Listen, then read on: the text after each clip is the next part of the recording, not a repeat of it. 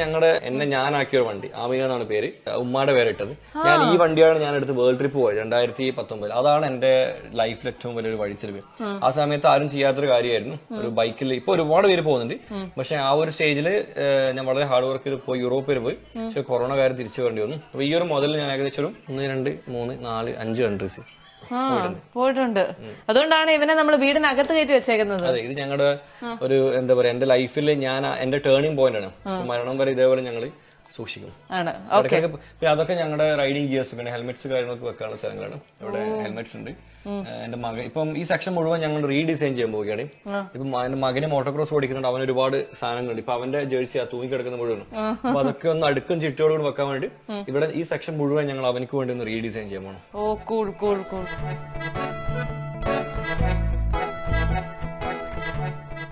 നമ്മളെ ആദ്യമായി സ്വന്തമാക്കിയ കുറെ സാധനങ്ങളോട് നമുക്ക് ഭയങ്കര അട്രാക്ഷൻ ഉണ്ടാവില്ലേ, ഭയങ്കര സ്നേഹം ഉണ്ടാവില്ലേ? അത്തരത്തിലുള്ള കുറച്ച് സാധനങ്ങളാണ് ഞങ്ങളിവിടെ നിരത്തി വെച്ചേക്കുന്നത് അല്ലെ.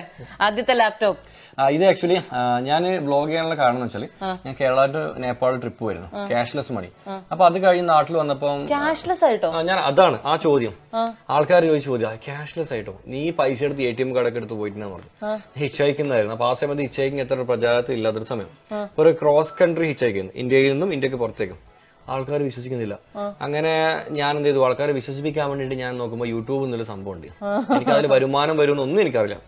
അങ്ങനെയാണ് ഞാൻ OLX-ൽ 7000 രൂപക്ക് ഇരിക്കൂറില് ഒരു മാഷെടുന്ന് വാങ്ങിയ ഒരു ലാപ്ടോപ്പ്. ഇതിന്റെ അവസ്ഥ ഉണ്ടോ? ഇതിങ്ങനെ ഉണ്ട്. ഇത് മാത്രല്ല, ഈ ഡിസ്പ്ലേയുടെ ഷോർട്ടാണ്. അപ്പൊ ഇതിന് 2GB റാം എങ്ങാണ്ടുള്ളൂ. അപ്പൊ എന്നൊരു 5 മിനിറ്റ് വീഡിയോ അപ്ലോഡ് ചെയ്യാം. 5 മിനിറ്റ് വീഡിയോ ഏകദേശം 1 മണിക്കൂർ ടൈം എടുക്കും റെൻഡറിംഗ് ഒക്കെ.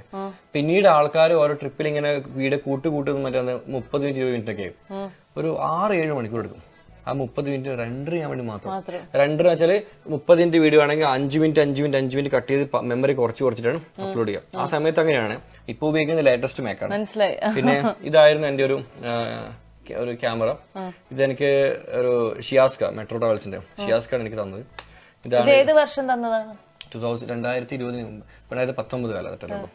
അപ്പൊ ഇതിങ്ങനെ എടുത്തിട്ട് ഞാൻ ആഫ്രിക്കയിൽ മസായി മാറയിലൊക്കെ പോയിട്ട് ഞാൻ ഇതിനെ കൊണ്ട് ഷൂട്ട് ചെയ്തിട്ടുണ്ട്. ഈ ക്യാമറയിൽ പതിഞ്ഞ ഒരുപാട് നല്ല നല്ല രംഗങ്ങളുണ്ട്. 4K ഒന്നല്ല 1080 ആയിരുന്നു. ഇതൊക്കെ നമ്മുടെ ഇതൊക്കെ ഞങ്ങളുടെ പഴയ ഫോണാണ്. ഇത് ഇല്ല, ഞാൻ എന്റെ പഴയ സാധനങ്ങള് ചാടല് വളരെ കുറവ്. പിന്നെ ഒരു iPhone 6 ഉണ്ട്. കേരള ടു നേപ്പാൾ സീരീസിൽ ഞാൻ ഫോട്ടോ എടുക്കാൻ വേണ്ടി ഉപയോഗിച്ചാണ്. അത് ഇപ്പൊ അതിന്റെ ചാർജറിന്റെ കണക്റ്റഡ് കംപ്ലൈന്റ് ആയിട്ട് കൊണ്ടാക്കിയിരുന്നു. ഇത് ഉപ്പാണ്ടോ? ഇതൊക്കെ ഉപ്പ കൊണ്ടുവന്നാണ്. സോണിയുടെ ക്യാമറ